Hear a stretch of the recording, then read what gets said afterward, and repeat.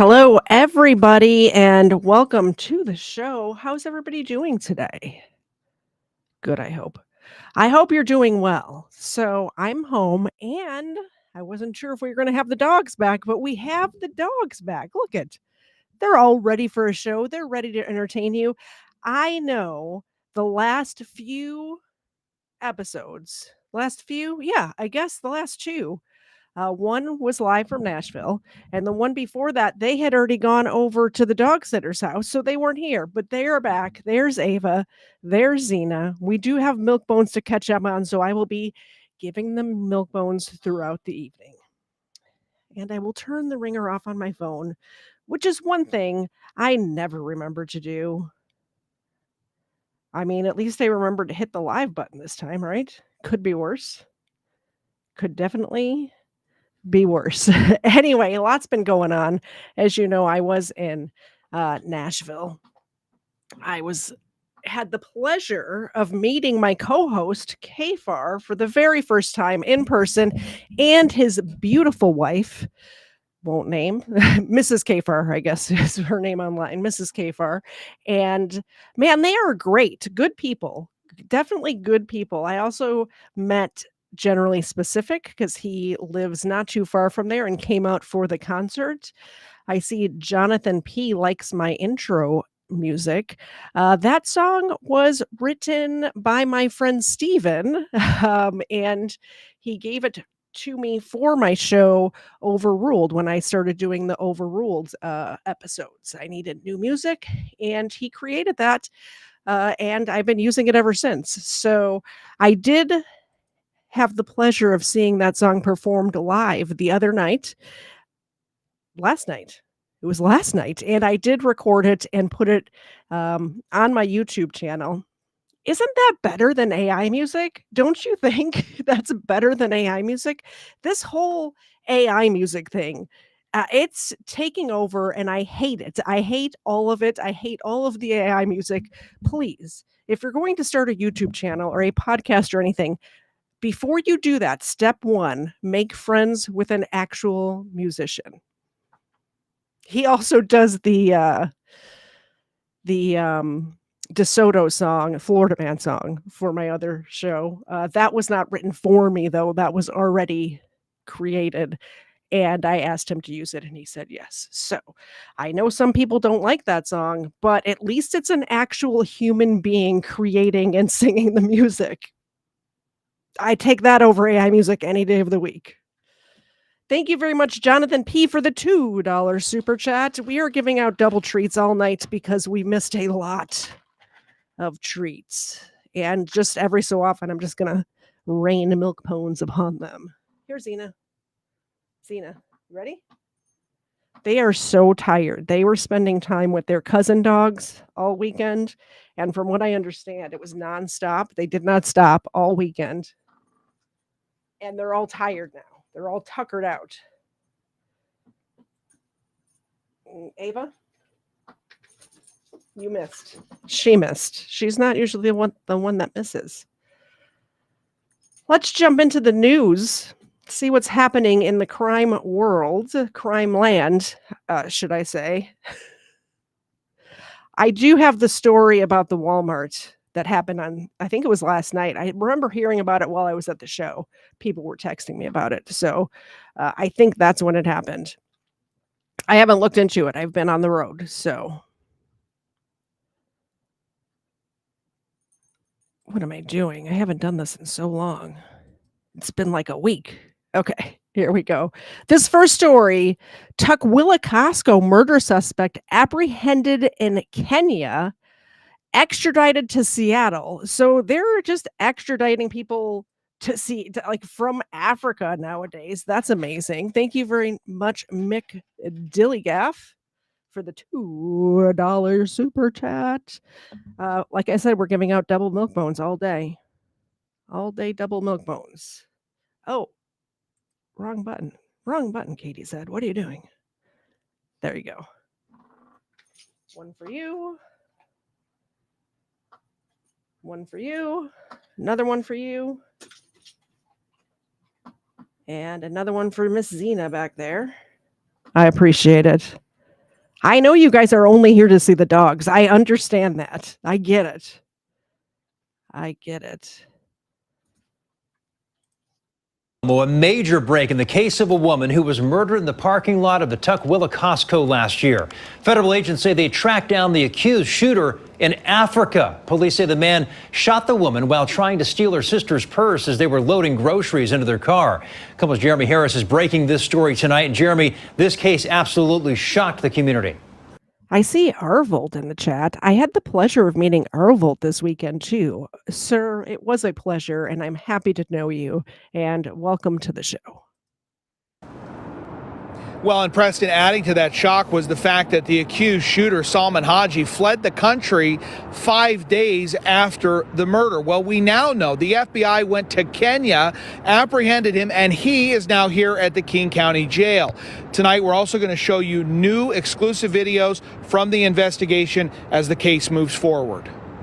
Investigators say this is Salman Haji in the red. This video from a grocery store surveillance camera showing him and... Is his name really Haji? Really? That's his, birth name, Haji? Okay. co-defendant And Illis they Abdi expect me not to make fun of that. as they buy gift cards with a credit card of a woman who they are accused of carjacking in Seattle on the morning of January 26, 2024. 20 minutes after this video was taken, another camera is rolling in the parking lot of the Costco in Tukwila. Here, investigators say Abdi is driving and Haji is in the passenger seat with a gun. And here, 67-year-old Yuan Ming and her sister are walking back to their car. You see the stolen Porsche SUV drive past them, then flip around. And it's here where investigators say Haji gets out of the car and tries to steal a purse from Ming's sister, who's in the driver's seat. It's tough to see, but Ming is in the passenger seat and reaches over to help her sister as she struggles with Haji. Police say Haji shoots Ming in the chest, then runs back to the car and Abdi speeds off. The car was found abandoned hours later.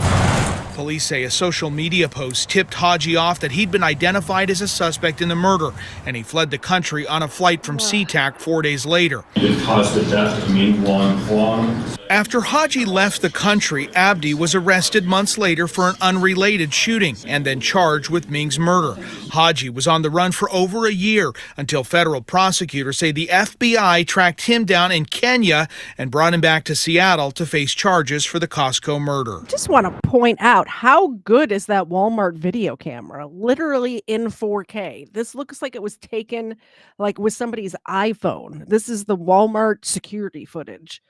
Clear image of his face. Very clear. Good job, Walmart. Haji is now being held on a bail of $5 million here at the jail. I've checked in with the courts. It's not clear when he's going to have an appearance in front of a judge. The other suspect, Illis Abdi, he's pleaded not guilty to the charges, and as you heard in that report, he is charged with 2 separate shootings, so he's being held on a bail of $6 million, and the case will move forward. You can see those videos in their entirety and much more detail about this case up right now on KOMOnews.com. Reporting live downtown, Jeremy Harris, KOMO News. All right. Thank you, Jeremy Harris. I appreciate the report. I'm glad they got him. Also, why, they were saying that the other guy that was involved with this was arrested on a different shooting a few months later. Why are we not vetting these people? Why are they here? I don't understand it. I don't get it. All right. Chuck E. Cheese worker arrested on fraud charges while dressed as the mascot. Maybe we just should have saved this one to the end. This sounds funny. I hope there's video of Chuck E. Cheese getting arrested. Let's read.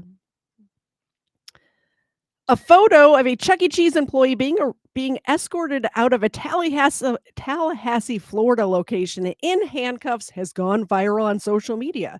And police say the incident involves a man facing credit card fraud charges. Tallahassee Police Department officers are seen in a photo that's spread across social media arresting the man donning a mouse costume. Oh, man. Okay, Tallahassee Police Department, y'all. Couldn't let this man change out of his Chuck E. Cheese costume before arresting the man in front of those kids? one Facebook user wrote alongside a picture of the arrest. According to a probable cause affidavit obtained by USA Today, Jermel Jarinu Jones, age 41, was arrested on July 23rd after officers responded to the Chuck E. Cheese location regarding reports of a stolen credit card. The female caller alleged that she had photo proof of Jones committing the crime, and she was taken to the location to confront him. The woman told police who met her in the parking lot of Chuck E. Cheese the last time she used her credit card was on June 28th, 2025, when she attended her child's birthday party, according to the affidavit. After the party, she noticed around $105 worth of fraudulent charges on her card from businesses where she had never shopped. When the woman obtained security footage from the local grocery store, she immediately identified the man using her card in the business as a Chuck E. Cheese employee. Once the woman told police she wanted to press charges against Jones, officers entered the Chuck E. Cheese and located him after another employee said he was the one in the mouse suit. This is great. When officers approached Jones, one of them grabbed his right arm and told him, "Chucky, come with me, Chucky." The affidavit stated during this interaction, Jones pulled away from the officer's grip and allegedly continued resisting by bracing his arms towards his chest and would not release his braced arms. The arresting officer asked Jones, "Do not make a scene." At this point, he was placed in handcuffs and escorted out of the business to the officer's patrol car. While speaking with officers, Jones told him, "The only cards I use is my own Cash App," the affidavit stated. He continued to deny using the woman's card, including when questioned about purchases at a meat market and a smoke shop. The arresting documents continued. "I don't got no card on me. I don't use nobody's card but my own," Jones told officers. If he did find a card, Jones told the officers, he would have turned it into Chuck E. Cheese and not kept it. Jones was charged with 3 felonies, including theft of a credit card, criminal use of personal identification information, and fraudulent use of a credit card, more than 2 times within 6 months, according to Leon County court records. He was taken into custody and booked at the Leon County Jail, but he has already been released on bond at the Tallahassee Democrat, part of the USA Today network, reported. Is there a video of this? I just really need to see it. Is this it?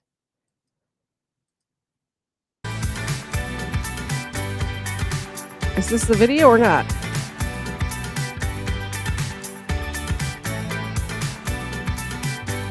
This is just a commercial for Chuck E. Cheese.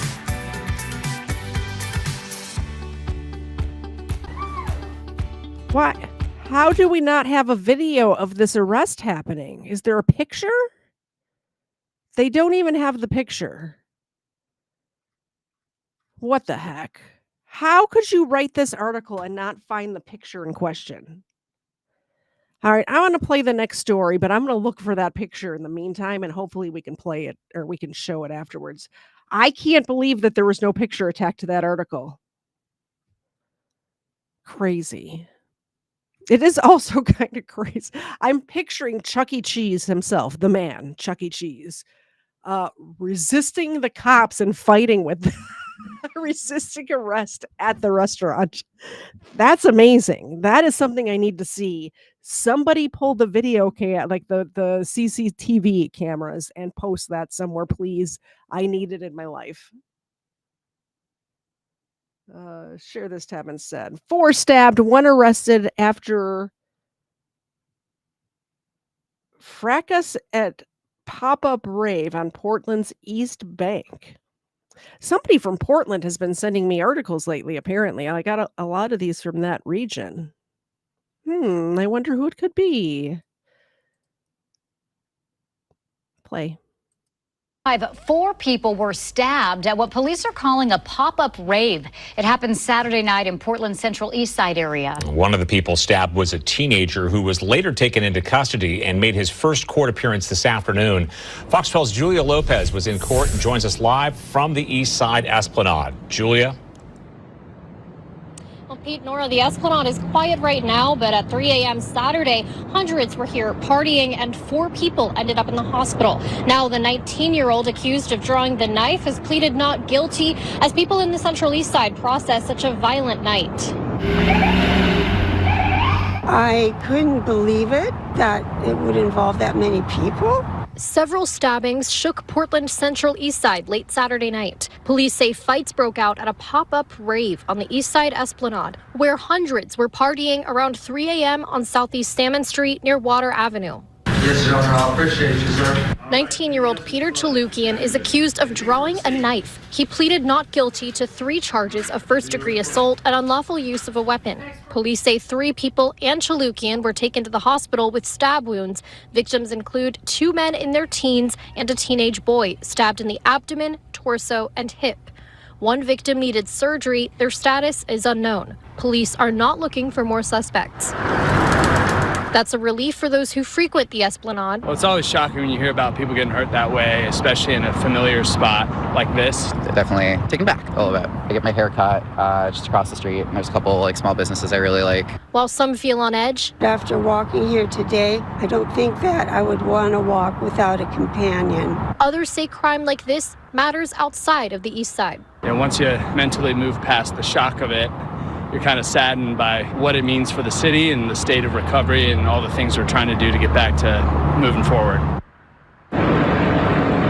Chalukian is being held without bail until another hearing tomorrow. And in the meantime, police are asking for any photos or videos of the event you can send. We have that information on our mobile app. Reporting live from Southeast Portland, Julia Lopez, Fox 12 Oregon.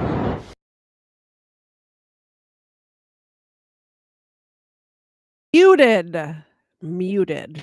Guess what that means? Extra dog treats for everybody. Everybody gets extra dog treats.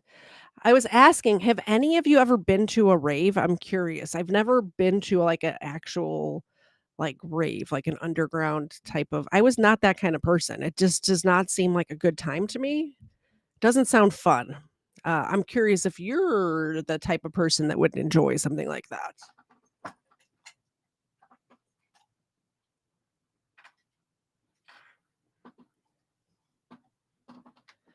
Treats all around. Treats for everybody. Yeah, I'm not into that sort of stuff. Like loud bars. Like I like a pub where you can actually have a conversation with people. I like a chill time. Like honestly, even the thing that I was at last night was kind of loud for me. A little too loud. I prefer to stay, and I stayed all the way at the back just because I don't want to be next to the stage. I don't want to, Anyway. What? I don't know what you're trying to say to me. I found it. We have it. We have a video. I haven't watched it yet. I have obviously just found it, but let's see if it shows him actually getting arrested. Oh, wow. That's amazing. They took his head off. Yep, there it is.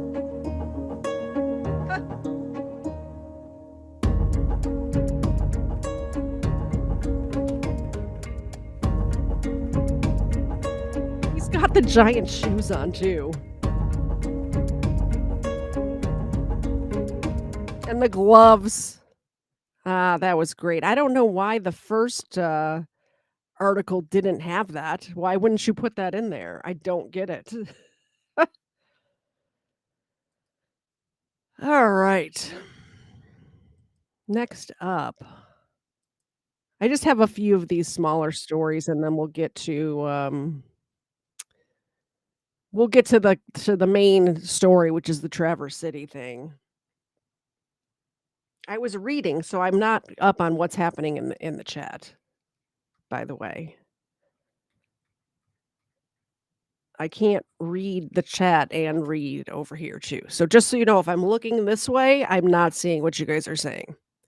A student allegedly murdered newborn child, said it was her favorite form of birth. Said it was her favorite form of birth control. What is wrong with people? What is wrong with people? It's bad. Oh man.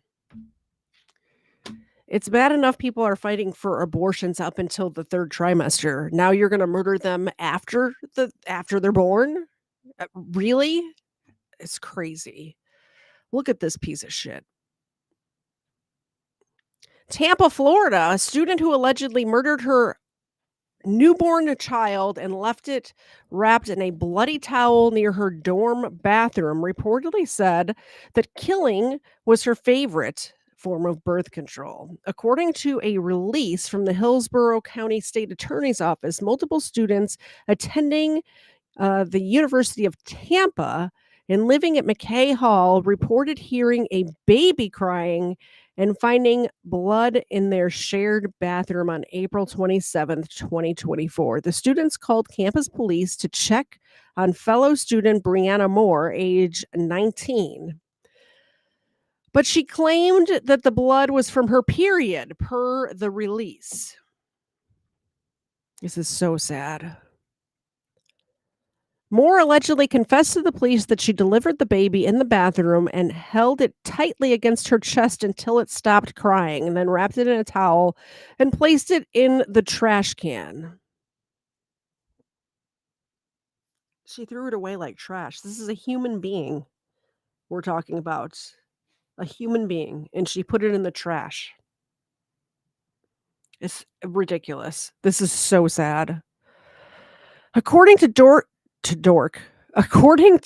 court documents obtained by the Tampa Bay Times, text messages from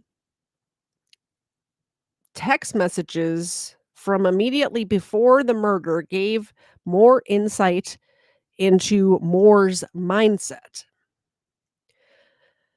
Hey, Mom, you need a plan C, Moore reportedly said.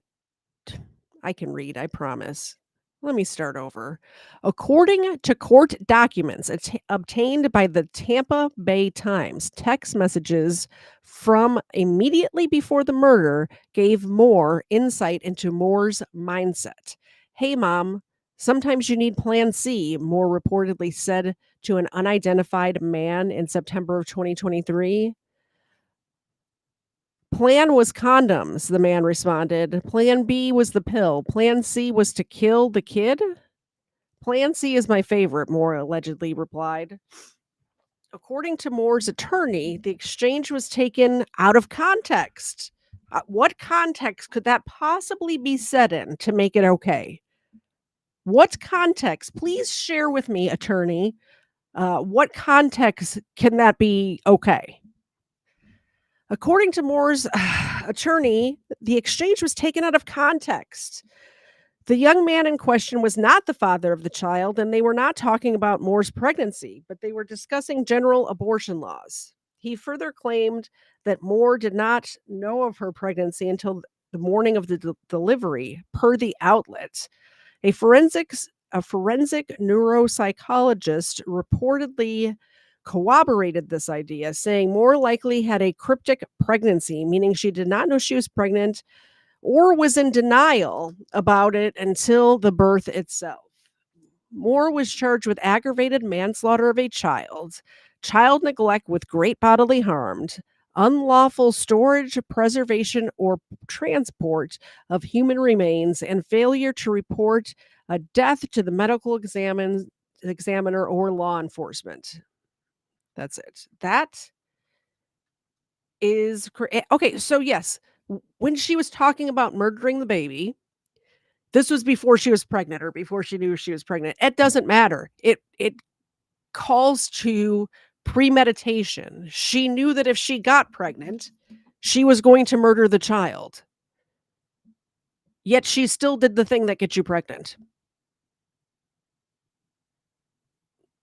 I can't I mean,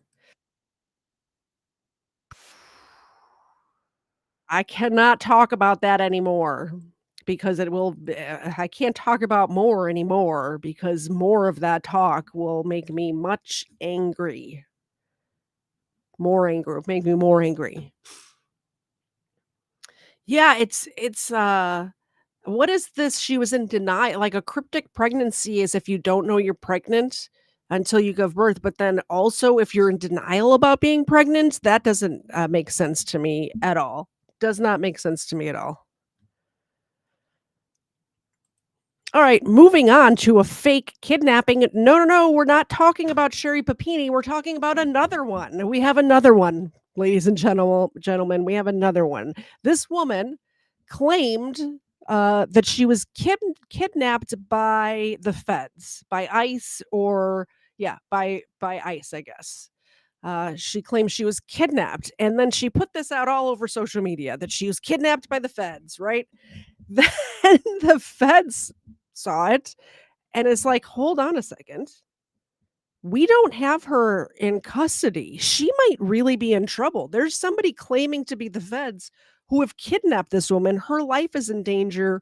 We have to save her. Turns out it was a hoax, just like Sherry Papini. It was a giant, big, fat hoax. Let's watch. And kidnapping and disappearing people on the streets of the United States. We have ICE federal agents pulling up, terrorizing our communities, hopping out of unmarked vans, stealing and, yes, kidnapping people. Always a vicious lie, and now we have proof. Meet Uriana Julia Peleas Calderon, an illegal living in L.A. who just got busted for staging an immigration kidnapping hoax. Now, the DOJ says the 41-year-old claims she was abducted by masked federal agents while on her way to work in order to generate public sympathy and even solicit. Do federal agents wear masks? I don't think I've seen this unless they're in like a riot situation where they have like, you know, something covering their face from the tear gas or whatever.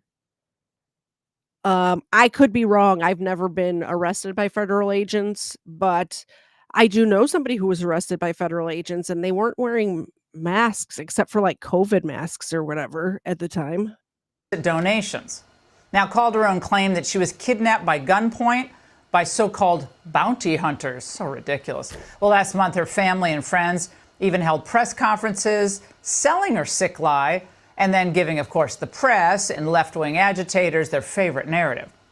According to the DOJ, Calderon's daughter even set up a fundraising page asking for $4,500. She faces charges of conspiracy, making false statements to federal officers, and Bill Asaley, U.S. Attorney for the Central District of California, is here to tell us about this. Bill, good to see you tonight.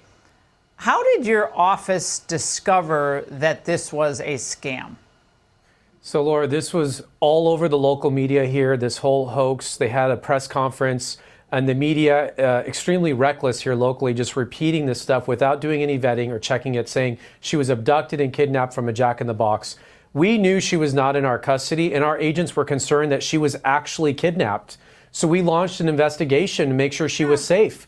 They worked over the holiday, over the 4th of July break. I got calls about this, and we got surveillance video. We investigated. We found out the whole thing was a hoax. She wasn't anywhere near the border. She was up in Bakersfield, and the whole thing was an elaborate conspiracy.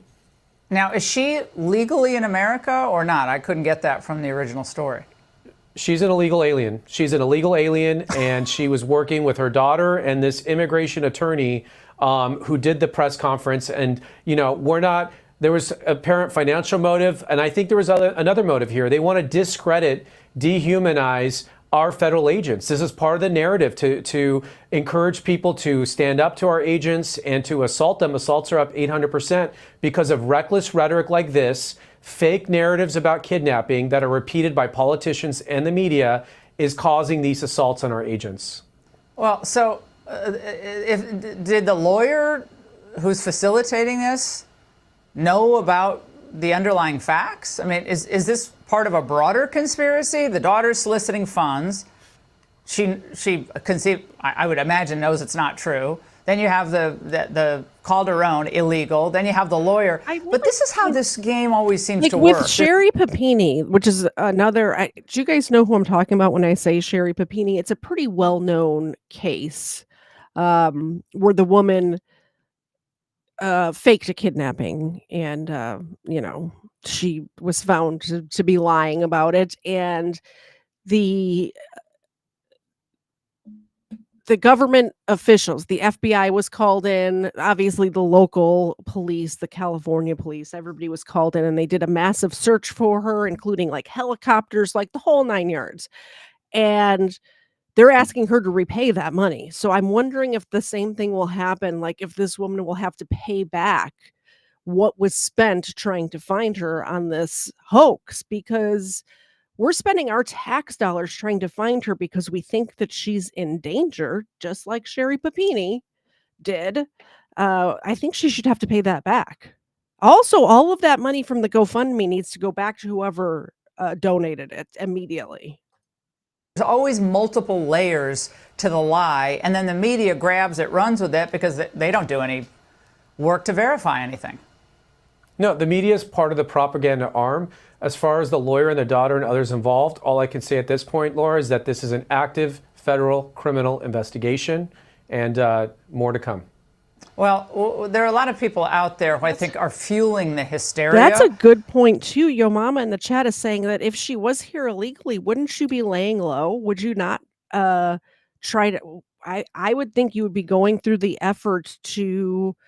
do whatever paperwork you needed to be here legally, and then laying low until you get that done. Instead, she's calling attention to herself. What does she think is going to happen? Man, oh man. There was a state senator, Scott Wiener, on CNN today doing such a thing. Watch. Scott Wiener. They're creating these private prison gulags, whether in El Salvador or this alligator Alcatraz monstrosity. When he talks about putting the quote-unquote worst of the worst on Alcatraz, what he's talking about is putting hardworking Californians, immigrants there, mothers, people who are just trying to live their lives, and I think political prisoners. Yeah, like people who fake she just kidnapping. trying to live her life? People who fake kidnappings. Maybe that's the type of person that we should put there.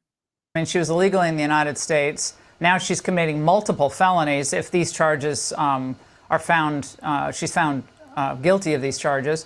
So, Bill, it's always the honor roll student. It's always the big bad United States government. And now it's gulags. Look, these are radical. Scott Wiener, I worked with him in the legislature. He's a radical leftist. And these people do not like our country, and they do not care about the people here. Gulags. They're running out of imagery, and they've been using the same imagery now, whether Trump, Hitler, Trump, dictator, and none of it's worked. But I don't want to hear their commentary on it. I just wanted to show the story. Is this another commentary? Let me see what this is. They are coming and kidnapping and disappearing people on the streets of the United States. All right, we don't have to hear Fox News's what they have to say about it. It's just the whole point that she faked a kidnapping by federal agents and then thought federal agents weren't going to come looking for her. Clearly not smart. Clearly not smart. All right, next story. Police locate and charge driver who stopped on I-71 in May, causing a multi-vehicle crash. This video went viral. Have you seen it? They'll show the video, I think, in this news story. But I saw this when it went viral, and I'm like, oh my gosh, that person needs to be charged with something. I'm not sure what, because they weren't technically involved in the accident, but they caused the accident. So apparently they got them. Keeping you safe on the roads. We have an update to a story we first brought you in May. Members of law enforcement are doubling down on... Look at this van. They were trying to get off 670 West. They were in the wrong lane, and they just stopped in the middle lane on the highway to then try to cut over. In this traffic is flowing. You can see it's not bumper to bumper like it is on the other side. This traffic is flowing, and they just stop in the middle of the road. You in May. Members of law enforcement are doubling down on drivers who stop in the middle of the highway. 10 TV transportation reporter Amy Steigerwald joins us now with an update on how police are finding these drivers. Amy. People are nuts. Yeah, good morning. This is definitely easier said than done. However, given the fact that we've seen a number of these videos pop up over the past few weeks of that dangerous driving, drivers just full stopping on the freeway, officers I spoke with tell me they're making it a priority to find these drivers and hold them accountable to keep you safe.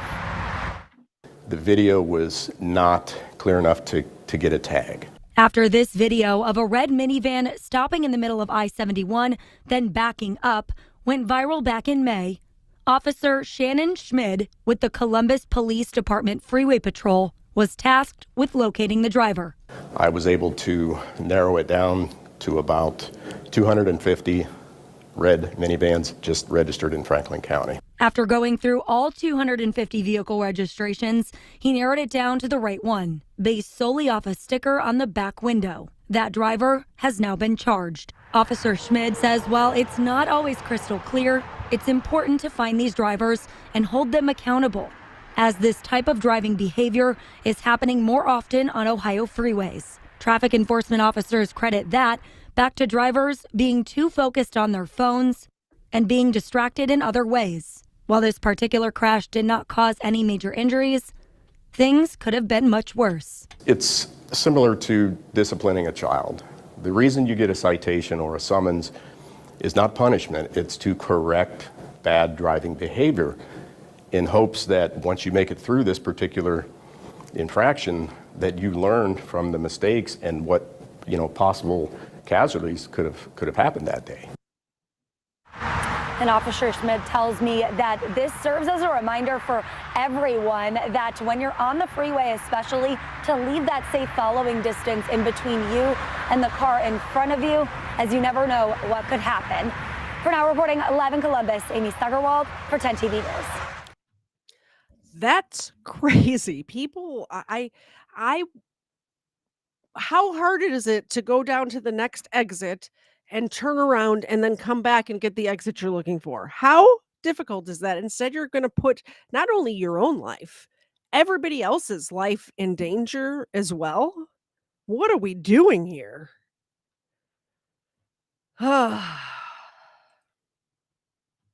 You see this a lot in there's a lot of bad driving in Atlanta. So I see it a lot. I really should not pay to get on the express lanes all the time, but I do just because it gets me away from those people that can't drive. Yeah, Dee Dee, we are surrounded by morons. We are surrounded by morons for sure. Next story, police search for gunman after bystander shoots car ramming suspect in LA.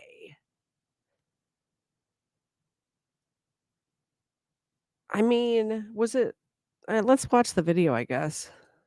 Los Angeles police are still searching for a gunman they say shot a driver who allegedly rammed a car into a crowd outside a nightclub. Think about that scene for just a second. We've got to warn you here. The following images are disturbing. It happened early Saturday morning. It left at least 36 people hurt. The LAPD says no one was killed. One man allegedly shot the suspect before leaving the scene, so they're looking for him. Elise Preston has our report. He just smacked everybody. Look, my boy. This was the scene moments after a driver rammed his car into a crowd outside the Vermont Hollywood nightclub in Los Angeles around 2 a.m. Saturday, injuring at least 36 people. Police tell CBS News the suspect, 29-year-old Fernando Ramirez, was kicked out of the club less than 10 minutes earlier. It's definitely not consistent with an accident.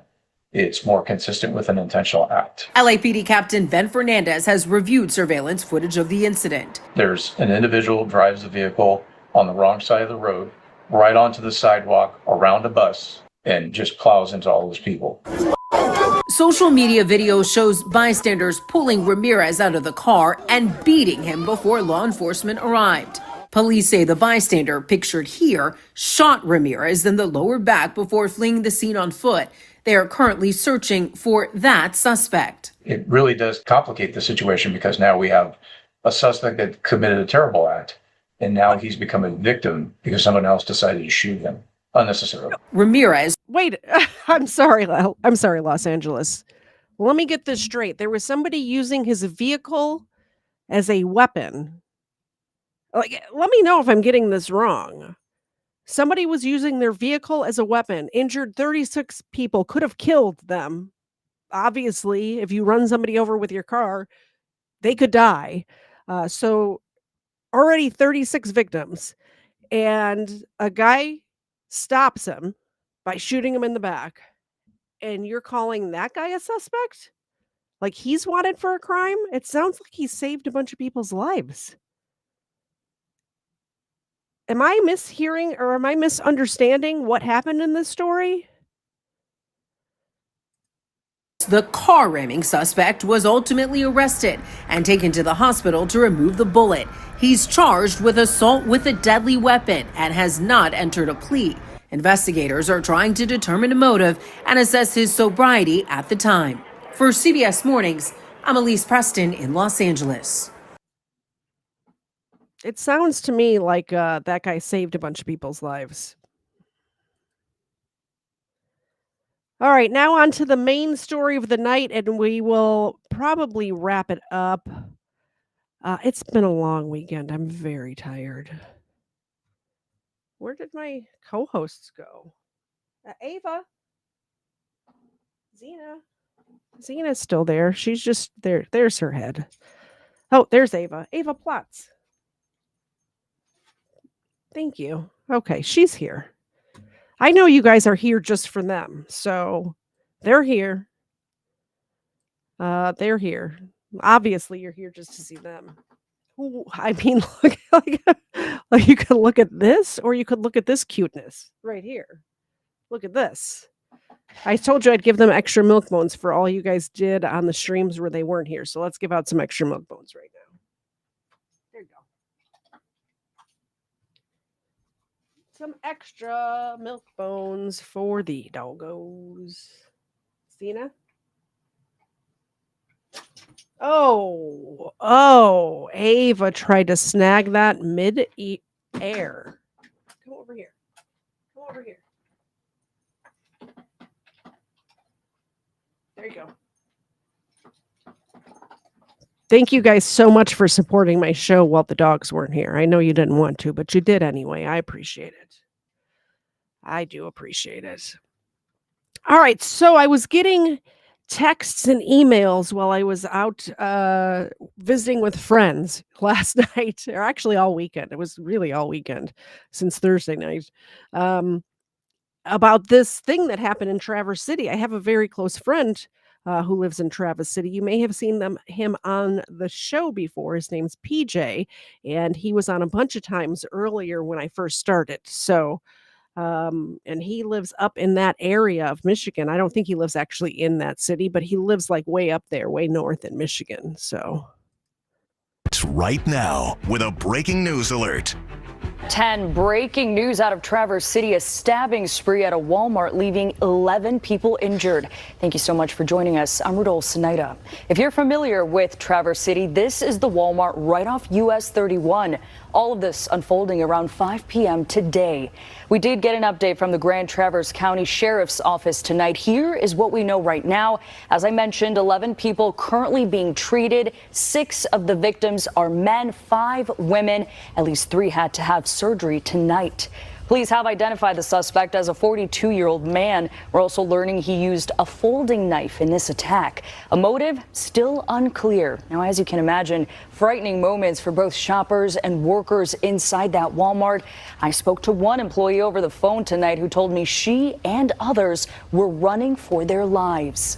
I heard just people crying and calling their family like their loved ones. 20-year-old Walmart employee Anna Luke says it was chaos all around Saturday evening. She was inside the Traverse City location when a 42-year-old male suspect began stabbing people inside the store. So I was just at register, and all I hear is run. Someone's got a knife as I'm cashing out someone at the register. Police arrived in minutes to a horrifying scene. A Good Samaritan is believed to have helped with the apprehension of the suspect. That suspect confirmed to be a Michigan resident.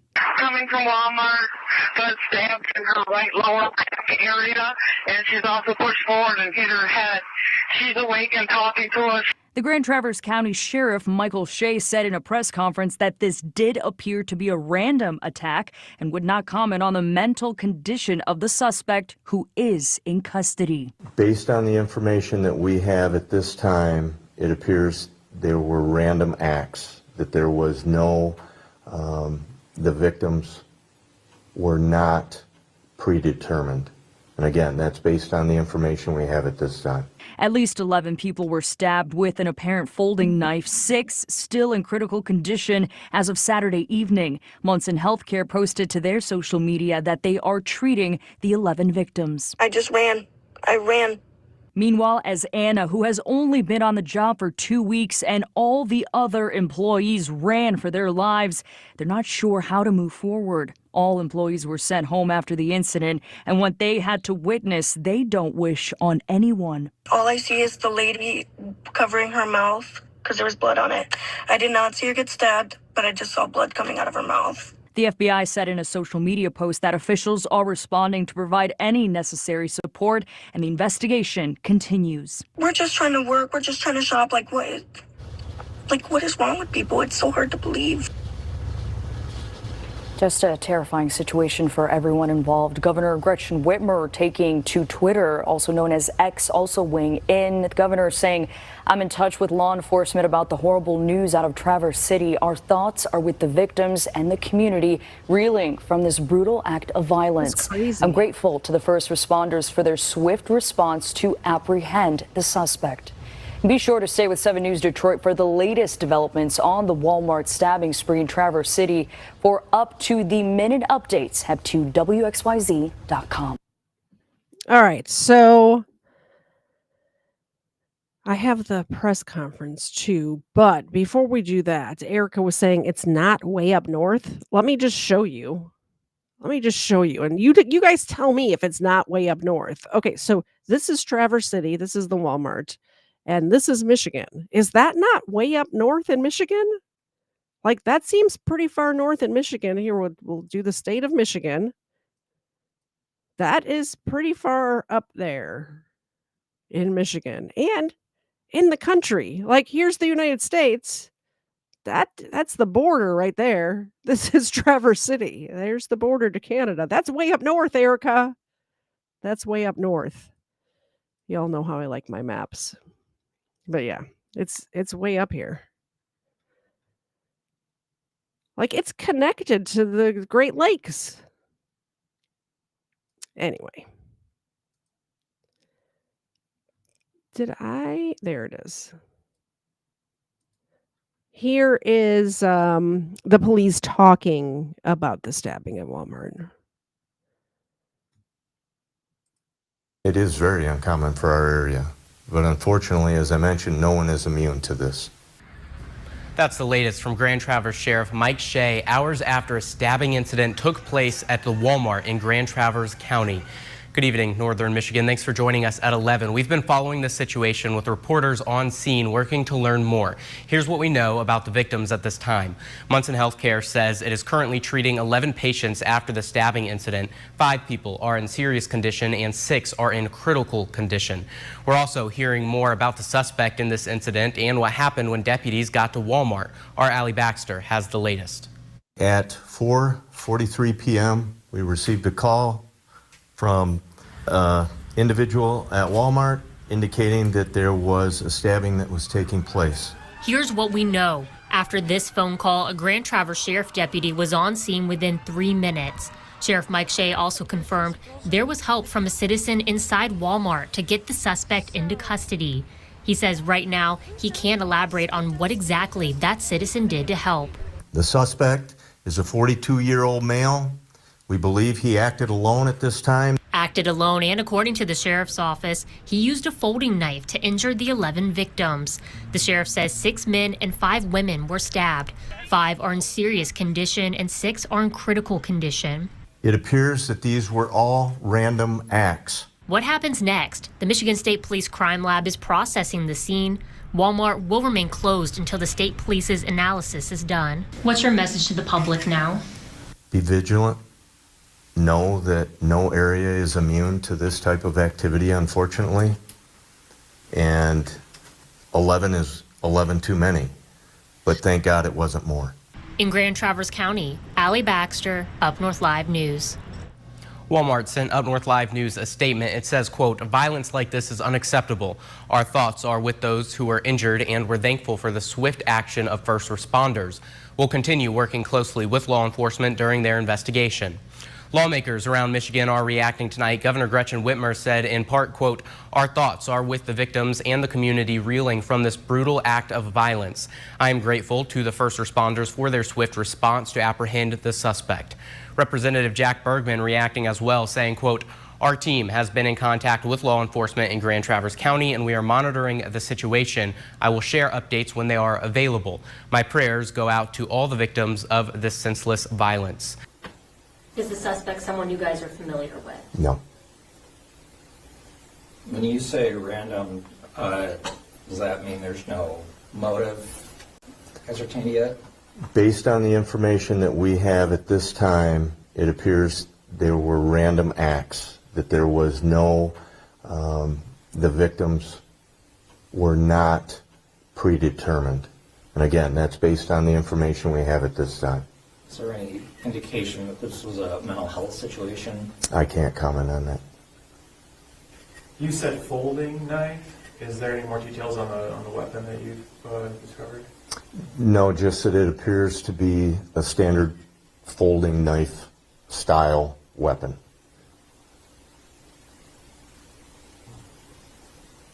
You said the suspect is a Michigan resident. Is there any more specific information you can say? Where is he from? The area locally, Traverse City, the Grand Traverse area? At this time, I'd rather not comment.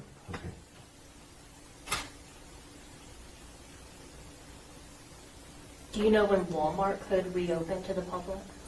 I don't. We have Michigan State Police Crime Lab is en route to assist with processing the scene, and when that all gets done and the scene gets wrapped up, we are in direct contact with management, so they're aware of everything that's going on, and when the scene is cleared, they'll be able to reopen. Okay? Is there anything you can say about the FBI's involvement? No, not at this time. I guess the only other thing I would ask is there was some social media chatter that an individual with a concealed pistol license was involved in subduing the subject. I'm wondering if you can comment on that or not. I can't at this time. Okay. Do you know the age ranges of the victims? I do not. Were any of the victims employees at Walmart? Not to my knowledge, but again, I don't have that information if in fact they were. Were any of the first responders injured? Not that I'm aware of. What's your message to the public now?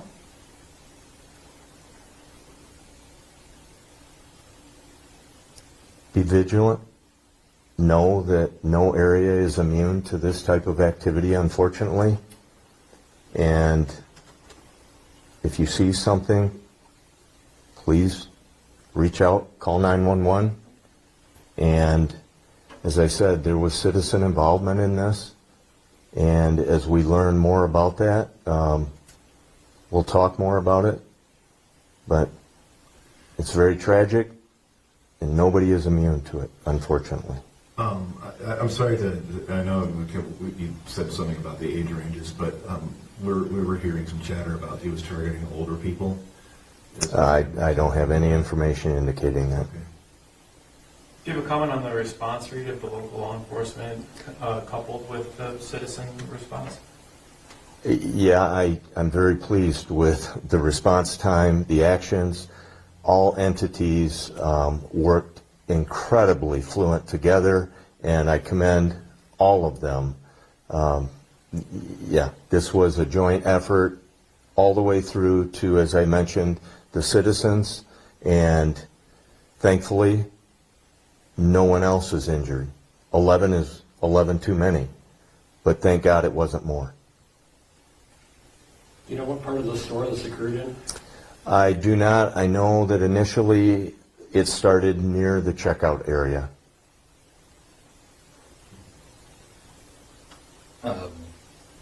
I guess putting this into a wider context, I mean, something like this is on national news pretty frequently, but in Traverse City, in the Traverse City area, this is a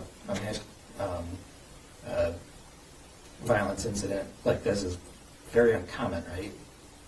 It is very uncommon for our area, but unfortunately, as I mentioned, no one is immune to this. Okay, thank you, and we'll update as we have additional information. Okay? Thank you. Okay. Wow. Okay. That's so sad. So I guess we do have some video. So let's watch this. I just pulled it up because somebody said it was available. So I'm not sure what this is going to show. Let's find out together.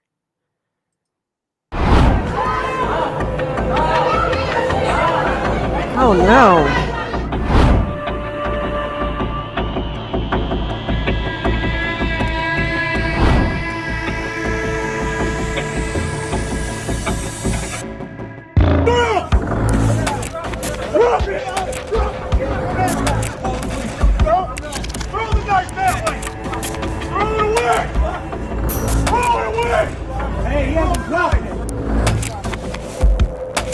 Well, I'm glad somebody was carrying and stopped this guy. Thank God for people protecting their own communities, because obviously the police cannot be there immediately. You have to call the police. They have to drive there. Somebody was there and took action immediately. That's wonderful.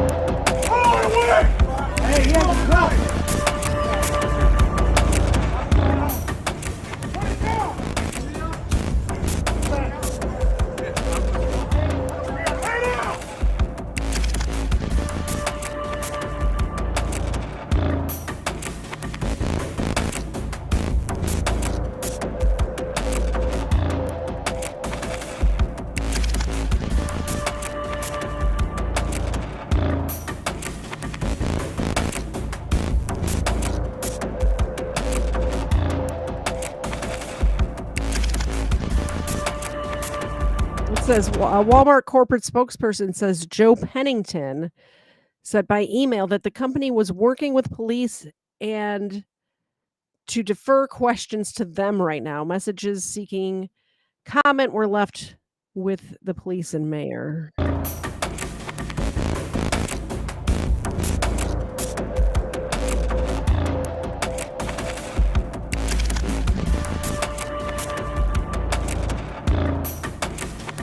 Gretchen Whitmer said she's in close contact with law enforcement.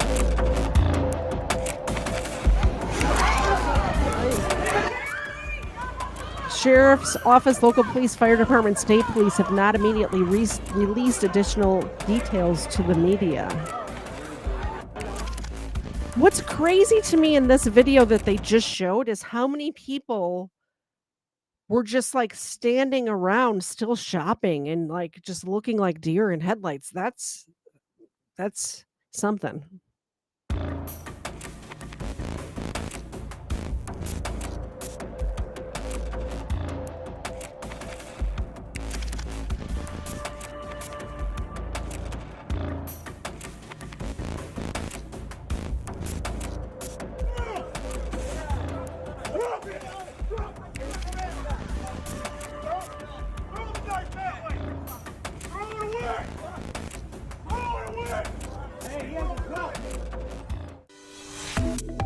Wow. Subscribe to One India and never miss an update. What is this one? This one's only 30 seconds long. Let's see what this is.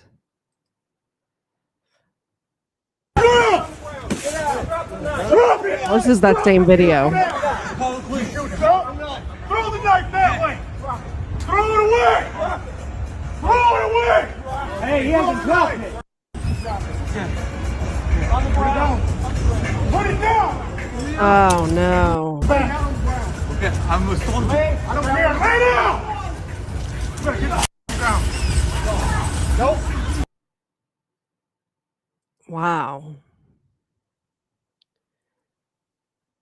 All right, let's find something a little lighter to end the show with, huh?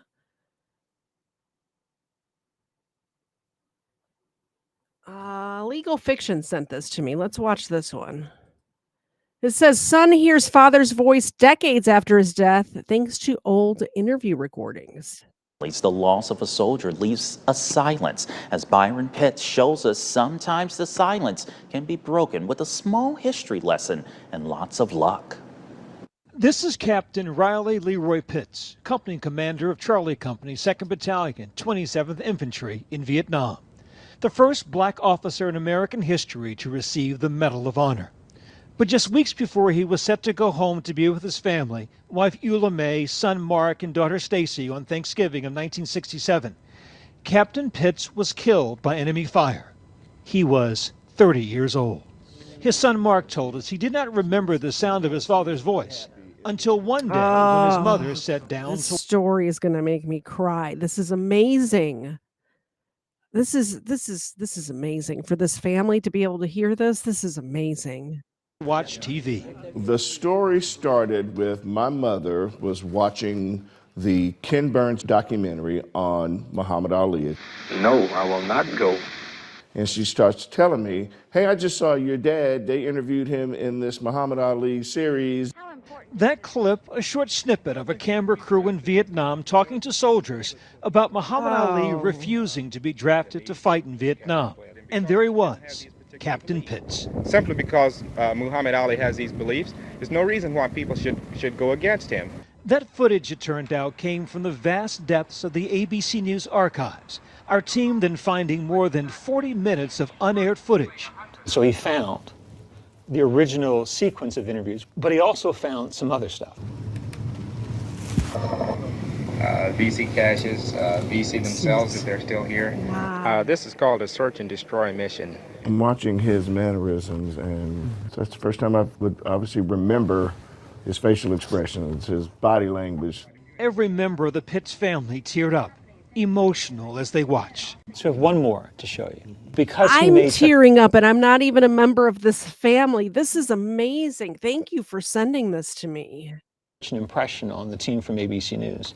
They went back again, and they interviewed his soldiers who were with him when he died.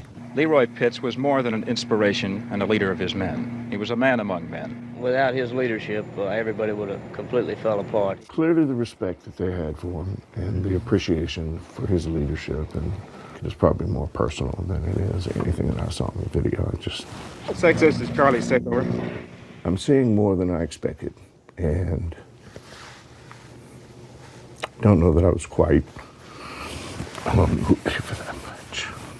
I told you I wasn't gonna cry either. It's a lot. It's a lot. It's a whole lot more. Yeah, I just know that that I missed out on something special. I mean, I really do. Captain Pitts has a park named after him in his hometown of Oklahoma City, and it's located just a few blocks from the state capitol building. All right, one more and then we're done. I don't know who sent this to me, but let's watch. Oh, it's a guy on a lawnmower. Fort McCoy man drives lawnmower on Highway 316 while drunk.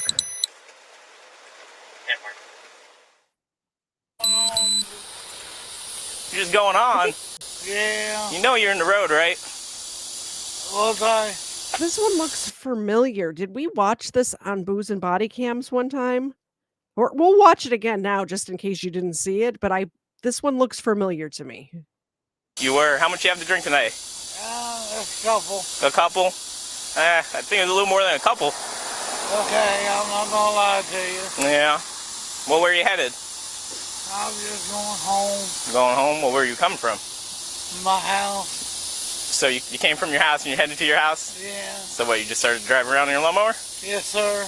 Yeah. Yes, sir. Are you gonna take me to jail or not? No, I didn't say that. I said we're going to do some field sobriety exercises. I have been drinking. Okay, that's fine. I have been drinking. I understand. You told me that. With you. Good. And like I said, we're going to do some exercises just to determine There's no sense in it. Why not? Because I've been drinking. Okay. Are you going to do it for me? I'm going to try. You're going to try? That's all I'm asking for you to try. Side of 200 if you're heading southbound. I don't want you to fall, though. If you think you're going to fall... Okay. Hold that position until I tell you to do so. Okay? You don't want to... Listen to me, sir. Yes, sir. I have no license at all. Okay. I have no driver's license at all. I wonder why. I know. I do have an ID. Right. I give you my ID. Okay. I'm trying to be the nicest guy as I can. So am I. I'm trying to give you the opportunity. You're take me to jail. I cannot walk like that. I can't do it. Well, why not? I've been drinking too much. Because he's drunk. Well, you got to understand. I gotta determine based off what you've shown me so far and the exercises we've done. At least he's honest. He's like, I can't pass your tests because I'm drunk. On whether or not I take you to jail for that. I understand that, sir. Right. I really understand. So these that. exercises are to determine whether or not you're capable. I have had maybe a little too much to drink tonight. Okay. And you're operating a motor vehicle essentially on the side of the road. You weren't on the side. I observed you in the middle of the road. Service units responding to 22 Victor 244. And back there. Well, can we just give me a ticket and be done with that? Subject's going to be a white so I'm going to ask you one more time if you want to do these exercises. No, sir. You don't? Just take me to jail. All right, Paul. Go ahead and turn around and put your hands behind your back. Yep. DUI, fourth or subsequent offense. Paul has 3 prior DUI convictions. Paul's license had been suspended or revoked 7 different times due to DUIs or refusals for submitting to a breath test. That'll do it. That will do it. Yeah, today's episode has kind of been an emotional roller coaster, hasn't it? That's okay. That's okay. We need a little ups and downs in our life, right? Little ups and downs. I'm going to give the dog some more treats. For all that you guys did for my channel, all of the support that you guys lent while the dogs were away. They're back now, so they get extra treats. There's one for Xena. There's one for Ava. There's another one for Xena. Ava? Oh, Ava missed. Ava missed it.